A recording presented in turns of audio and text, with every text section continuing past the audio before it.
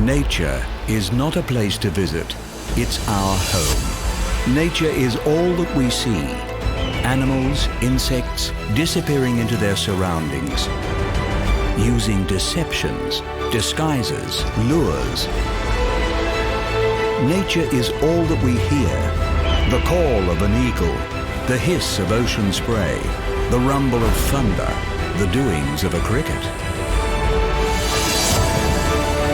The wonderful beauty of nature, the crucial, fragile affinity between animal life and their environment. All of this is World of the Wild.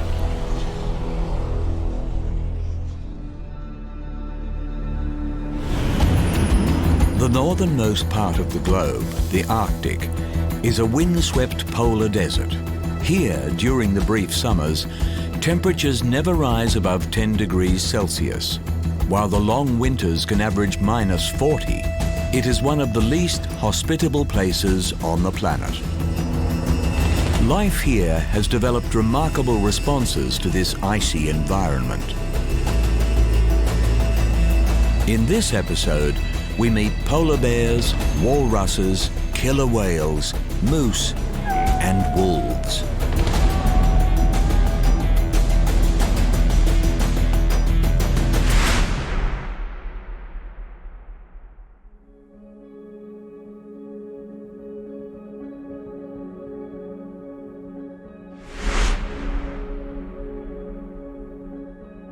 Characterized by its ancient glacial formations, the Arctic landscape is ever-changing, dominated by the extensive ice sheets that grow and subside seasonally over the frigid waters of the Arctic Ocean.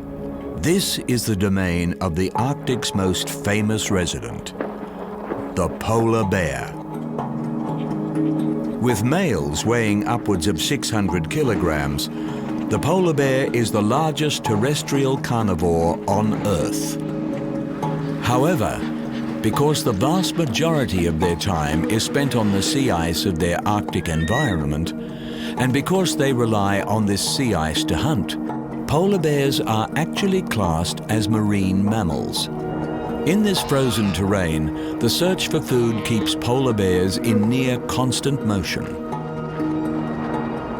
Their preferred prey, seals, inhabit the Arctic in their millions, but taking them is far from easy. In the months when there is sufficient ice cover, polar bears must search out the holes that seals use to breathe and lie in wait to launch their attack at the opportune moment. When the ice is too thin, or the seals too elusive, polar bears exist on their fat reserves or scavenge whatever food they can find. With the sea ice, a notoriously precarious surface, polar bears have adapted to become excellent swimmers. Granted buoyancy from their insulating layer of body fat, they use their large forepaws to paddle through the freezing water with incredible efficiency, and have been documented swimming non-stop for days at a time. Although generally solitary animals, when they do come together, polar bears are noted for their curious and playful social interactions.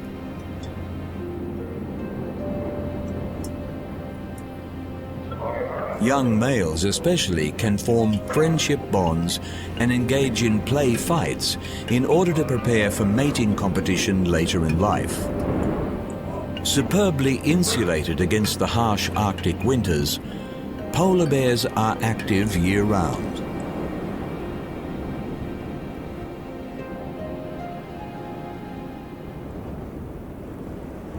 While they do not hibernate, pregnant females dig maternity dens in the snow in order to protect newborn cubs from the elements.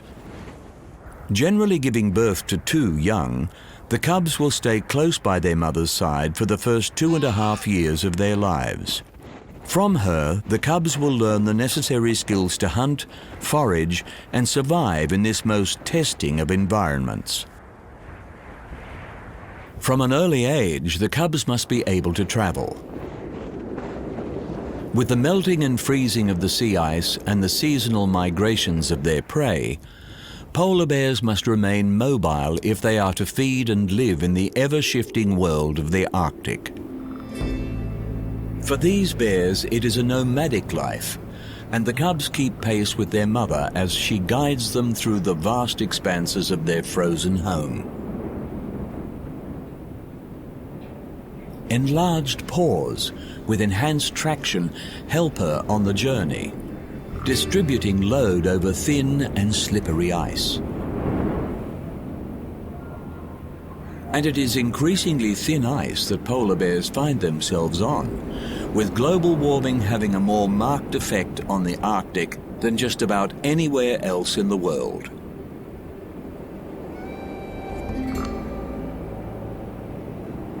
Shrinking ice sheets equate to a shrinking habitat for polar bears, and with the ice breaking up earlier each year, their prime winter hunting season is also being reduced, driving bears to shore with insufficient food reserves to endure the lean summer months. Adapting superbly over tens of thousands of years to survive in the Arctic's narrow temperature band, the question of how the polar bear will respond to today's rapidly changing climate is yet to be answered.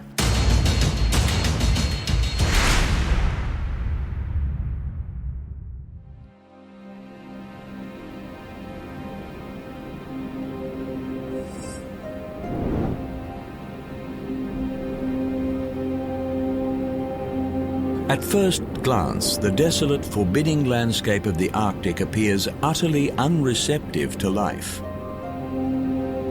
Yet this cold, barren world harbors a specialized and surprisingly abundant biome, not the least of which is to be found in the surrounding waters. Walruses are the largest seal species in the Arctic and the second largest in the world.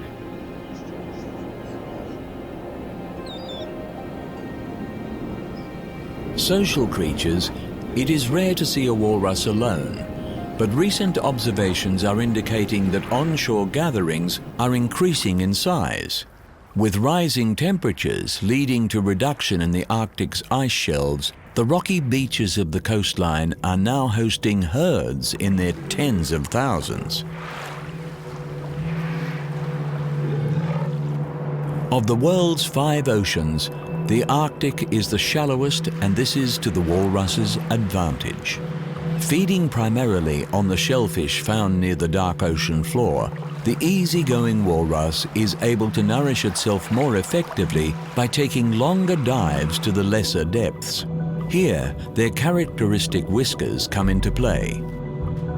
These highly sensitive organs can detect mollusks and clams just a few millimeters in size, which the walrus then sucks the meat from with its powerful lips. After a successful feeding foray, walruses will haul themselves up out of the water, turning their rear flippers forward in order to walk on all fours. Once on terra firma, they will rest for several days, sometimes enjoying siestas of over a week before they venture again into the frigid waters.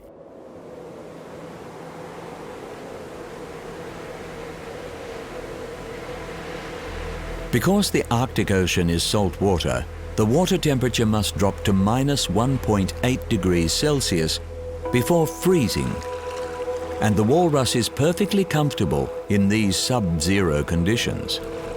Up to 10 centimeters thick in places, the wrinkled skin of the walrus covers an even thicker layer of blubber beneath. Not only does their blubber insulate them, it can also be converted to energy in order to see walruses through the Arctic's lean times when feed is less plentiful. Curiously, the purpose of walruses' most recognizable appendage, their tusks, is somewhat unclear. These elongated canines can reach a meter in length and were once thought to be used in feeding, though more recent research has shown this is not the case. Instead, it appears the tusks are more of a multi-purpose instrument used in self-defense, for hauling their weighty bodies out of the water, and for maintaining breathing holes in the ice. Importantly, as males with the largest tusks have the most success in breeding, it seems the tusks are a status symbol in walrus society, one that's irresistible to females. Weighing over a ton, due to their enormous size, adult walruses are rarely predated upon in the wild. During the 18th and 19th centuries, the demand for walrus products, including tusks and oil, saw the species severely overhunted by European sealers. With several resident populations driven to extinction, in the 20th century a ban on commercial walrus harvesting was put in place. Thankfully, the numbers have been able to recover, and these gentle giants can remain relaxed about their future in the Arctic.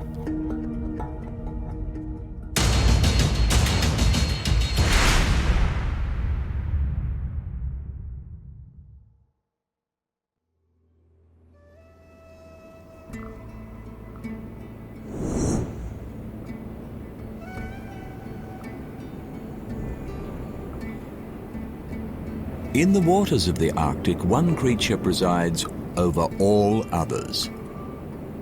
The killer whale, properly known as the orca.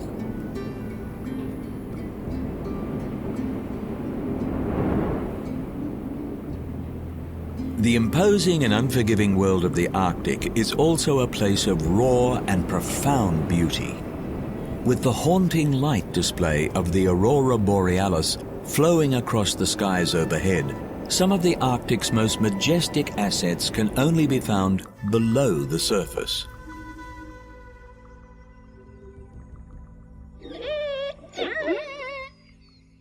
The largest members of the dolphin family, orcas, are actually more closely related to dolphins than they are to whales.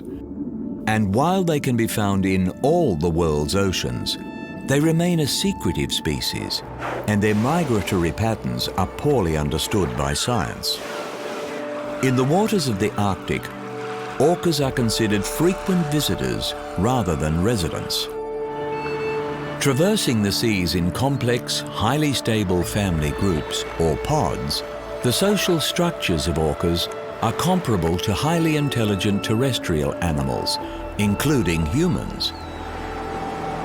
As long-lived creatures, as many as 4 generations of a family can travel together, sharing the care of the young and working in synchrony to form ruthless and efficient hunting parties.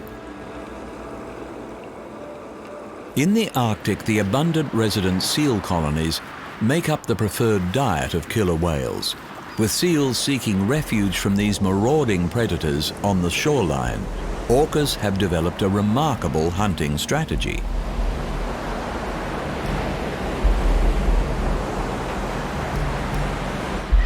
Surging into the shallows where the seals are at rest, orcas will temporarily beach themselves in order to snatch their quarry from beyond the water's edge. With beaching usually fatal for dolphins and whale species, this is a highly risky technique, requiring precise timing if the orca is to make a kill, and more importantly, careful judgment if it can successfully work its huge bulk back into the sea. These beach attacks are not instinctive to orcas, but can mean the difference between feeding or going hungry in the Arctic. Taking years to master, senior killer whales have been witnessed teaching younger pod members the technique by releasing injured seals into the vicinity of the less experienced orcas, allowing them to practice making a beach kill on already weakened prey. Predictions for their future in the Arctic are speculative. The process of bioaccumulation results in toxins from prey species building up in the predators that feed on them. Occupying the top of the food chain, orcas have the unfortunate distinction of carrying the highest toxin levels of any animal in the world.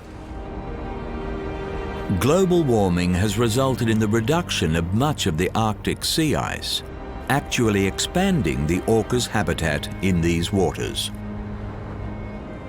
It has also opened the region's gas and oil reserves to drilling interests. With the health of the oceans directly reflected in the health of the magnificent orca, both must be carefully guarded for future generations.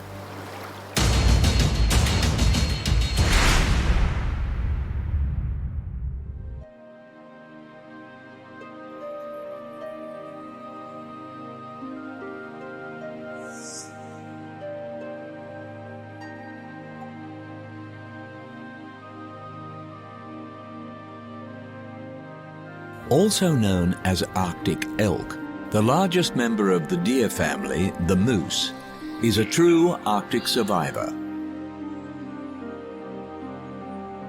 Coated in a layer of permafrost, the Arctic tundra is a treeless plain where only the most hardy shrubs and grasses can grow. Few large animals are capable of existing here.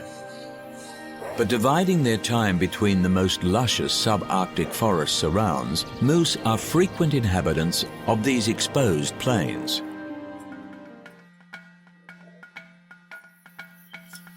During the summer months, when the ice melts, moose venture into the waterways to feast on the sodium-rich aquatic plant life. The only deer species capable of feeding underwater, the moose is equipped with muscles that close the nostrils and prevent water from entering its airways, allowing these unlikely animals to submerge themselves completely as they graze the underwater vegetation.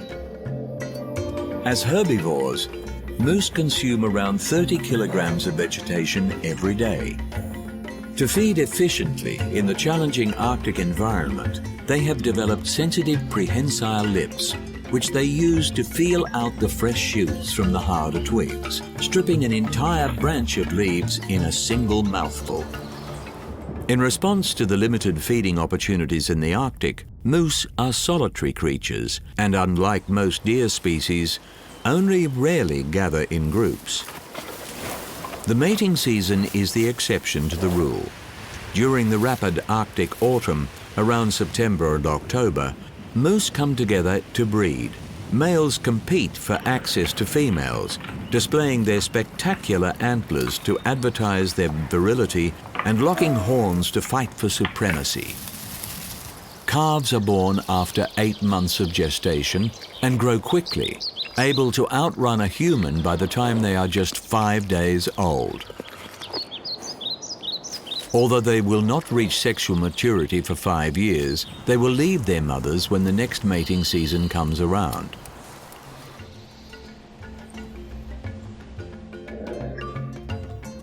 The hollow hair of the moose pelt provides excellent protection against the elements of the cruel Arctic winters.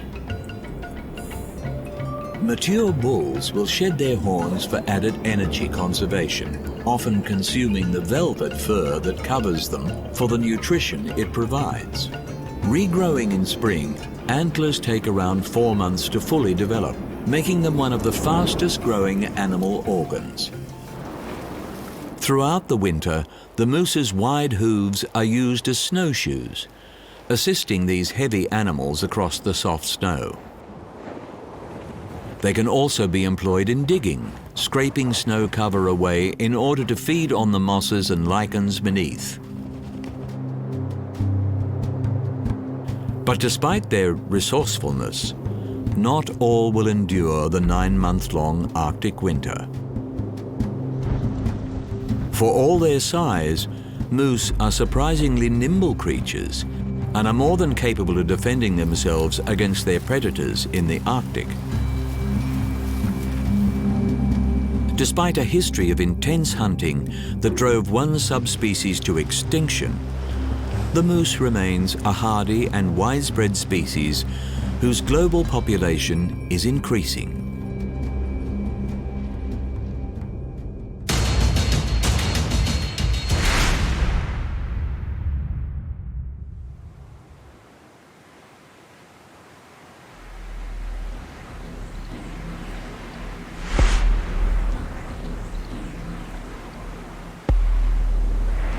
Widely feared and persecuted by humans for its attacks on livestock, in the largely unpopulated Arctic, the mythic wolf remains a commanding presence. Once among the world's most widely distributed mammals, wolves occupied many habitats across the globe, from deserts to the Arctic tundra. In the face of deliberate eradication campaigns, today the Arctic stands as an enduring stronghold of the wolf. Here, a range of subspecies cohabitate, including the white-coated Arctic wolf. The largest members of the dog family, wolves are closely related to domestic canines. But genetics is one thing and behavior another, and the untamed wolf has an arsenal of adaptations to life in the Arctic wild. Preferring to target the vulnerable members of prey, animals such as deer and moose, wolves hunting as a pack or individually are capable of taking down species far larger than themselves. In the harsh Arctic environment, even the best hunters can go a long time between kills. And to make the most unreliable feeding opportunities, wolves will gorge on their victims, consuming nearly 20% of their body weight in a single feeding.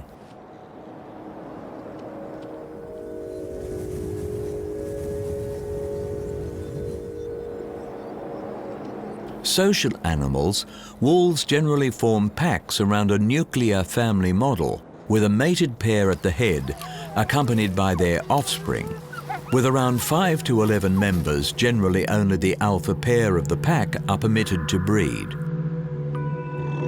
With the breeding pair usually working the hardest during pack hunts, when a kill is made, they will eat first, feeding on the nutritionally rich organs so that they can continue producing healthy pups.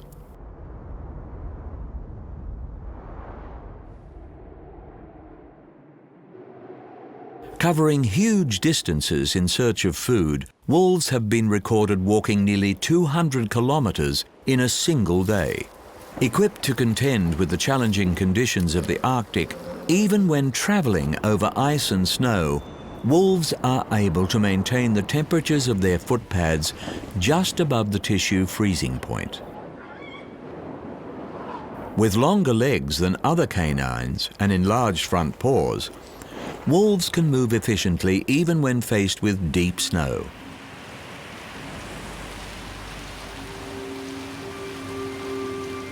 Territorial animals, to ensure a most reliable supply of food, wolves in the Arctic tend to establish wide ranges, as large as several thousand square kilometers.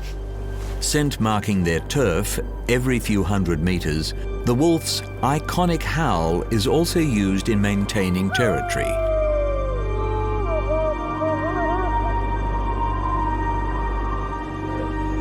Fiercely defending their borders, territorial fights between rival packs are one of the major causes of wolf deaths in the wild.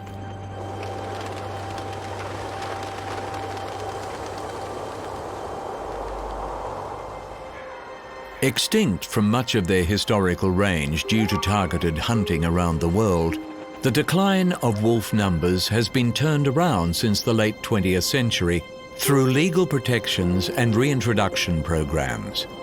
Throughout this, the largely uninterrupted wilderness of the Arctic has maintained a stable population and, with careful conservation, is expected to continue to do so.